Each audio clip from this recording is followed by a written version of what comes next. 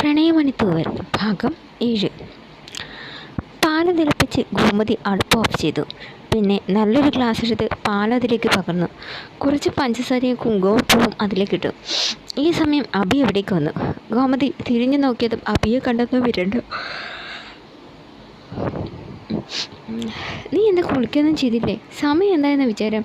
പോയി കുളിച്ച് ഈ വേഷമൊക്കെ ഒന്ന് മാറി മുറിയിൽ പോയി ഇരിക്കുക. പാലായി പ്രിയമോളെ ഉടനെ അങ്ങോട്ടേക്ക് പറഞ്ഞു വിടാം.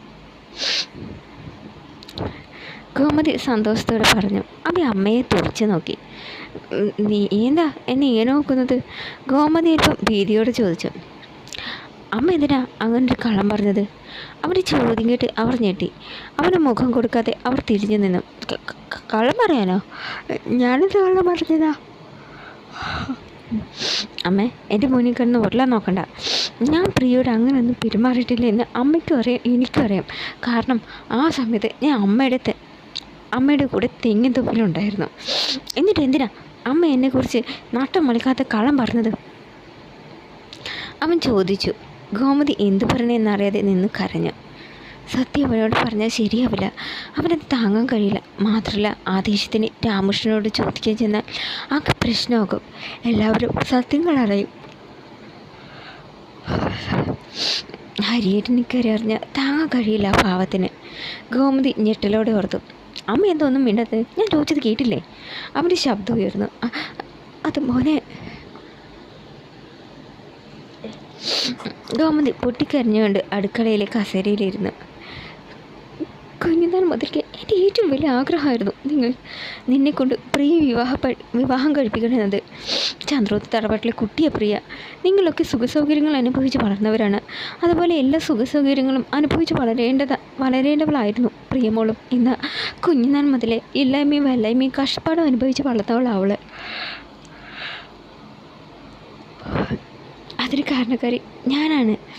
എൻ്റെ ജീവിതം തകരാതിരിക്കാൻ സ്വത്തും പണവും ഒന്നും വേണ്ടെന്ന് പറഞ്ഞ് രാജേട്ടൻ ആ പടിയിറങ്ങിപ്പോയതും ഒരു പ്രാരബ്ധക്കാരനായതും. അതിനൊക്കെ പ്രായശ്ചിത്തമായി അവളെ മരുമകളെ കൊണ്ടുവന്ന് ഒരു രാജകുമാരിയെ പോലെ നോക്കണമെന്ന് ഞാൻ ആശിച്ചു. അത് നിന്നോട് പറയാനിരുന്നതായിരുന്നു ഞാൻ. അപ്പോഴാണ് നീ നീലിമയെ ഇഷ്ടമാണെന്ന് പറഞ്ഞത്. അത് കേട്ടപ്പോൾ ഒരുപാട് വിഷമിച്ചു ഞാൻ. എങ്കിലും നിൻ്റെ സന്തോഷമാണ് വലുതെന്ന് കരുതി സമാധാനിച്ചു.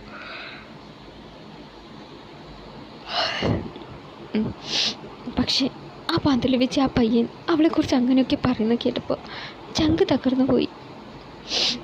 ഈ അപവാദം മൂലം ഇനി ഒരാളും അവളെ വിവാഹം കഴിഞ്ഞ് തയ്യാറാവില്ല എന്നും സങ്കടവും ദുരിതവും മാത്രമേ അവൾക്കുണ്ടായിട്ടുള്ളൂ.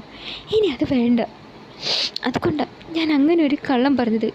അമ്മയുടെ സ്വാർത്ഥതയാകാം. പക്ഷേ എൻ്റെ ജീവിതം തകരാതെ നോക്കിയ എൻ്റെ കൂടെപ്പിറപ്പിനോട് ഇതിന് നന്ദി കാണിക്കണ്ടേ എനിക്ക്? ഒരമ്മയോട് ക്ഷമിക്കണം. ഗോമതി കരഞ്ഞുകൊണ്ട് കൈകൾ കൂപ്പി. അവൻ ആ കൈ പിടിച്ചു. അമ്മ എന്ത് ചെയ്ത്? അമ്മ ഇങ്ങനെയൊന്നും ചെയ്യരുത്, അവൻ പറഞ്ഞു. ഗോമതി കണ്ണുകൾ തുടച്ചു. പൊരുത്തപ്പെടാൻ പാടാണെന്ന് ഇപ്പോൾ തോന്നും. പക്ഷേ മോനെ, പ്രിയ നല്ല കുട്ടിയാണ്. ആദ്യത്തെ ഇളക്കോ മാത്രമേ ഉണ്ടാവൂ. പോകെ എല്ലാം ശരിയാകും. നിനക്ക് അവൾക്ക് നിന്നെ സ്നേഹിക്കാൻ കഴിയും. കുറച്ച് കഴിയുമ്പോൾ നിനക്ക് മനസ്സിലാക്കും മോനെ, അമ്മ ചെയ്തതാണ് ശരിയെന്ന്. ആ നമ്പരെ പോലെ അമ്മയെ നോക്കി. ചെന്നി വേഷമൊക്കെ മാറും. രാവിലെ മുതൽ ഓട്ടപ്പാച്ചിലല്ലേ, വേഗം തകർക്കാൻ നോക്ക്, ഗോമതി പറഞ്ഞു. അമ്മയൊന്നും പറയാനാവാതെ തിരിഞ്ഞു നടന്ന് ഗോമതി ഒരു നെടുവീർപ്പോടെ അവനെ നോക്കി. പിന്നെ തൻ്റെ ജോലി തുടർന്നു.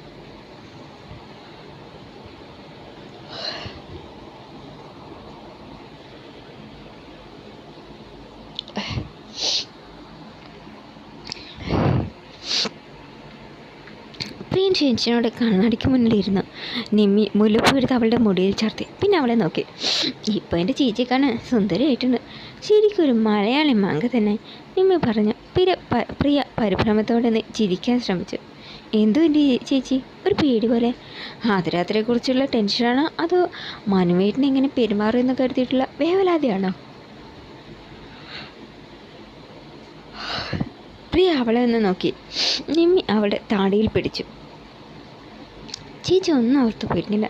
ഏട്ടനിപ്പം മനുഷ്യൻ്റെയും ദേഷ്യവും എടുത്തുചാട്ടമൊക്കെ ഉണ്ടെന്നേ ഉള്ളൂ. ആളൊരു പാവാണ്. കുറച്ച് ദിവസം കഴിയുമ്പോൾ എല്ലാം ശരിയാകും. സത്യം പറഞ്ഞാൽ ഞാനിപ്പോൾ ഭയങ്കര സന്തോഷത്തിലാണ്. ഞാൻ ആഗ്രഹിച്ചതുപോലെ പ്രിയേച്ചി തന്നെ അഭിയൻ്റെ ഭാര്യയെ വന്നല്ലോ. ഞാൻ എത്രമാത്രം അല്ല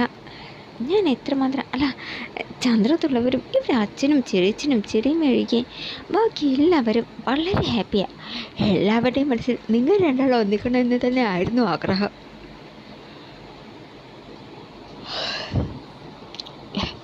അവൾ പറഞ്ഞത് കേട്ട് പ്രിയ അത്ഭുതത്തോടെ അവളെ നോക്കി. നോക്കണ്ട, സത്യം തന്നെയാണ് ഞാൻ പറഞ്ഞത്. എൻ്റെ ചേച്ചി വിവാഹം കഴിക്കുമെന്ന് പറഞ്ഞപ്പോൾ എനിക്കും ഗീതുവിന് സന്തോഷം കൊണ്ട് തുള്ളിച്ചാടാൻ തോന്നിയിരുന്നു. പിന്നെ അങ്ങനെ ഒരു സിറ്റുവേഷൻ ആയതുകൊണ്ടാണ് അടങ്ങിയിരുന്നത്. കഴിഞ്ഞതൊക്കെ മറക്കാം. നിങ്ങൾക്ക് രണ്ടാക്കും നല്ലൊരു ജീവിതം ഉണ്ടാകട്ടെ. അതും പറഞ്ഞ് നിമ്മി അവളുടെ കവിളിൽ മുത്തി. അപ്പോൾ ഗോമതി എവിടേക്ക് വന്നു. ആഹാ, ഒരിക്കൽ ഇതുവരെ കഴിഞ്ഞില്ലേ? ഗോമതി ചോദിച്ചു. കഴിഞ്ഞമ്മേ, ചെറിയൊരു ടച്ചപ്പ്.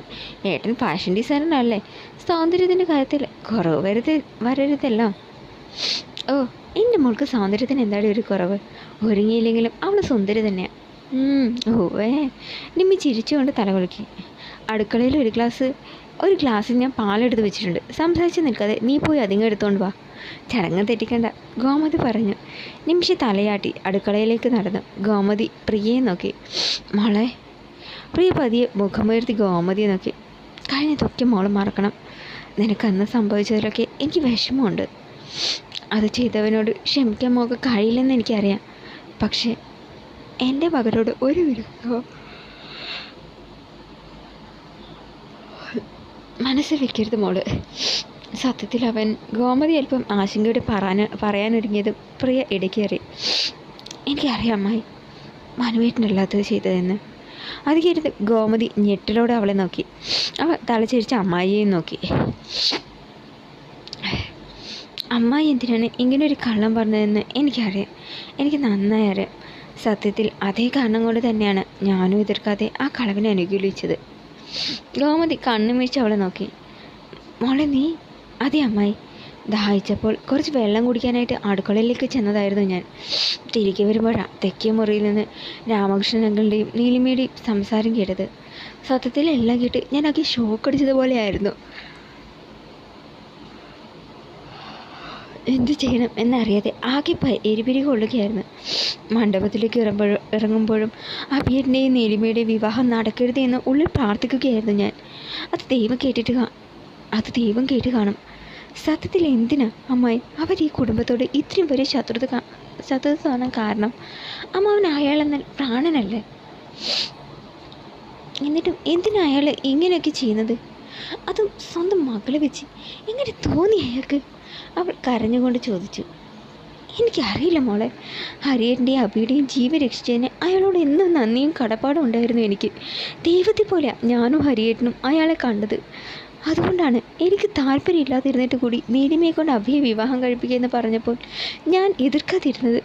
എന്നിട്ടും അയാൾ ഞങ്ങളോട് ചെയ്തത് എല്ലാം അറിഞ്ഞപ്പോൾ സത്യങ്ങൾ ഹരിയേട്ടനോട് പറയാനിരുന്നതാണ് ഞാൻ. പക്ഷേ അയാളെന്ന ഹരിയേട്ടന് അത്രയ്ക്ക് വിശ്വാസവും സ്നേഹമാണ്. സ്വന്തം കൂടപ്പിറപ്പിനെ പോലെയാണ് അദ്ദേഹം അയാളെ കണ്ടത്. എന്നിട്ട് അയാൾ ഇതൊക്കെ അറിഞ്ഞാൽ ഹരിയുടെ ചങ്ക് പൊട്ടി മരിക്കും. അതുകൊണ്ടാണ് ഞാനെല്ലാം മറച്ചു വെച്ചത്. പക്ഷേ എൻ്റെ കുടുംബത്തിലേക്ക് അവളെ പോലെ ഒരു വിഷസർപ്പത്തെ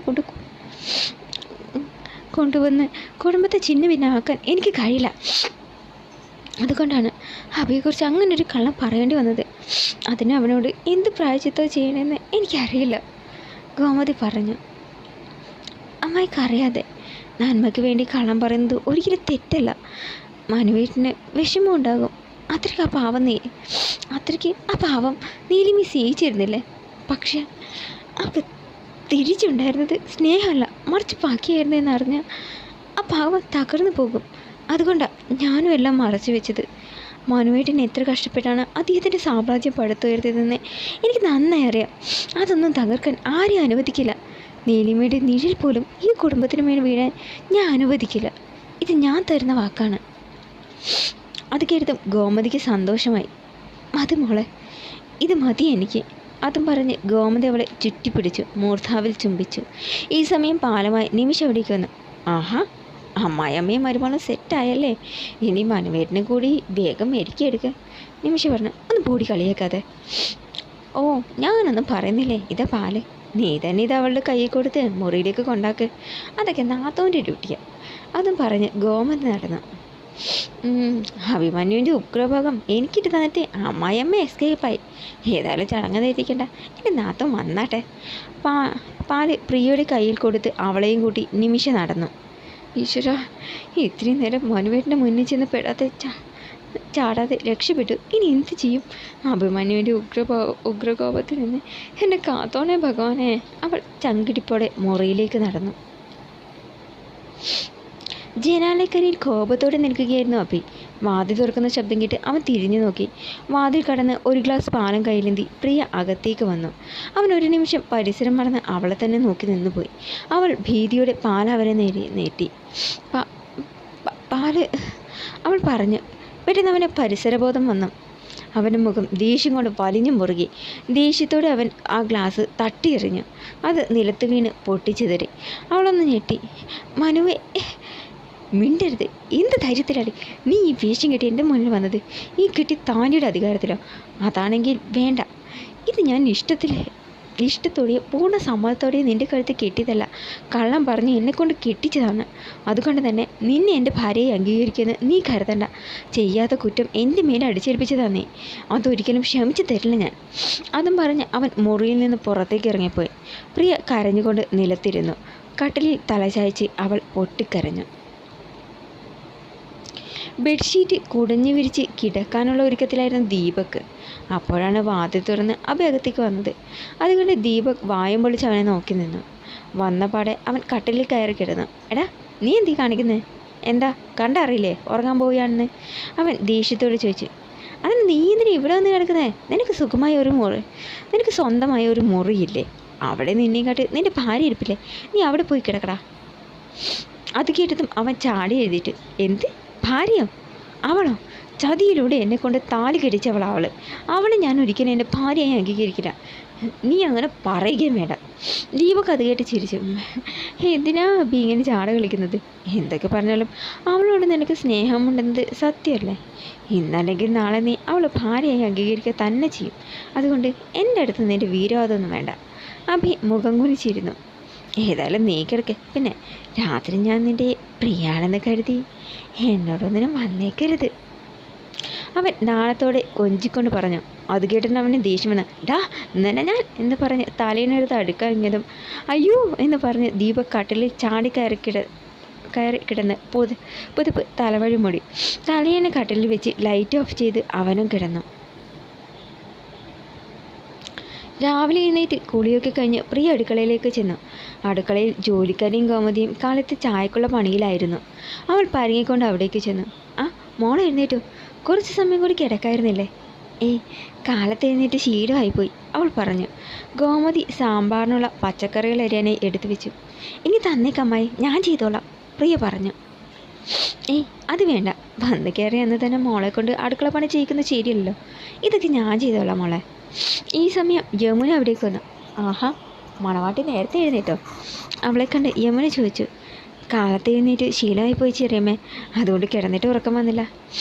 യമുന 3 കപ്പ് എടുത്ത് ഫ്ലാസ്കിൽ നിന്ന് ചായ പകർന്നു. ഒരു കപ്പ് എടുത്ത് അവൾക്ക് നേരെ നീട്ടി. ഇതാ കുടിക്ക്. അവളത് കുടിച്ചു. ഒപ്പം യമുനയും. കപ്പ് കഴുകി വെച്ച് മറ്റേ കപ്പിൽ ചായ അവൾ കയ്യിലെടുത്തു. ഞാനിത് ഗിരിയേട്ടന് കൊടുത്തിട്ട് വരട്ടെ. അല്ല, അഭി ഇതുവരെ എഴുന്നേറ്റില്ലേ? യമുന ചോദിച്ചു. അവളൊന്ന് ഞെട്ടി. അത് പിന്നെ അവൾ എന്ത് പറയണം എന്നറിയാതെ കുഴങ്ങി. എന്താ മോളെ? അവളുടെ പരിങ്ങൾ കണ്ട് ഗോമതിയും യമുനയും പരസ്പരം നോക്കിക്കൊണ്ട് ചോദിച്ചു. അത് അമ്മായി, മനുവീട്ടിന് ഇന്നലെ ദേഷ്യപ്പെട്ട് മുറിയിൽ നിന്ന് ഇറങ്ങിപ്പോയതാ, പിന്നെ വന്നിട്ടില്ല. എവിടെ പോയതാണെന്ന് എനിക്ക് അറിയില്ല. അത് കേട്ടും രണ്ടാളും ആദ്യം ഒന്ന് പരിഭ്രമിച്ചു. അവൻ രാത്രി എവിടെ പോയതാ? അതോർത്ത് വേവലാതി വേണ്ട, അവൻ ദീപകിൻ്റെ മുറിയിൽ കാണാം. ഏതായാലും ഞാൻ എഴുന്നേറ്റപ്പോൾ മെയിൻ ഡോർ അടഞ്ഞു കിടക്കുകയായിരുന്നു, ഗോമതി പറഞ്ഞു. അത് കേട്ടതും അവൾക്ക് ആശ്വാസമായി. മോള് 2 കപ്പ് ചായ എടുത്ത് കൊണ്ടുപോയി കൊടുക്ക്, അവൻ അവിടെ കാണാം, ഗോമതി പറഞ്ഞു. പ്രിയ 2 കപ്പ് ചായ എടുത്ത് നടന്നു. ദീപകിൻ്റെ മുറിയുടെ മുമ്പിൽ എത്തിയതും അവളൊന്ന് ശങ്കിച്ചു നിന്നു. ഈശ്വര, കഥയിൽ തട്ടിയ പണി കിട്ടുമോ? മൺവീട്ടിനെ ഭാഗത്ത് തുറക്കുന്നതെങ്കിൽ കാലത്ത് തന്നെ പൂരപ്പാട്ട് കേൾക്കേണ്ടി വരും. എന്താ ചെയ്യുക? അവൾ ആലോചിച്ചു. പിന്നെ രണ്ടും കൽപ്പിച്ച് വാതിലിൽ തട്ടി. നല്ല ഉറക്കത്തിലായിരുന്നു അഭിയും ദീപക്കും. അപ്പോഴാണ് ആ ഒരു കതകിൽ തൊരുന്ന ശബ്ദം കേട്ടത്. നാശം പിടിക്കുക, ആരാണോ ഈ നേരത്ത്? മനുഷ്യനെ ഉറങ്ങാനും സമ്മതിക്കില്ല. അവൻ ദേഷ്യത്തോടെ തിരിഞ്ഞു കിടന്നു. വീണ്ടും വാതിലിൽ തട്ടുന്ന ശബ്ദം കേട്ട് അവൻ ദേഷ്യത്തോടെ എഴുന്നേറ്റു. പിന്നെ ദീപകിനെ തട്ടി വിളിച്ചു. എടാ ദീപക്കേ, ആരും നിന്നെ വിളിക്കുന്നു, ചെന്ന് കഥ തുറക്കടാ. നീ പോയി തുറക്ക്, എനിക്ക് ഉറക്കം മതിയായില്ല.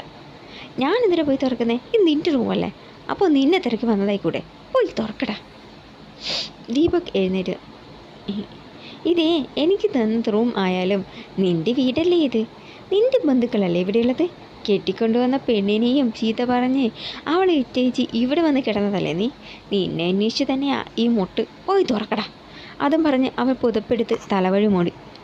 നാശം പിടിക്കാൻ. അവൻ ദേഷ്യത്തോടെ എഴുന്നേറ്റ് ചെന്ന് കതക് തുറന്നു. മുന്നിൽ ചായയുമായി നിൽക്കുന്ന പ്രിയയെ കണ്ടതും അവൻ്റെ മുഖം വിടർന്നു.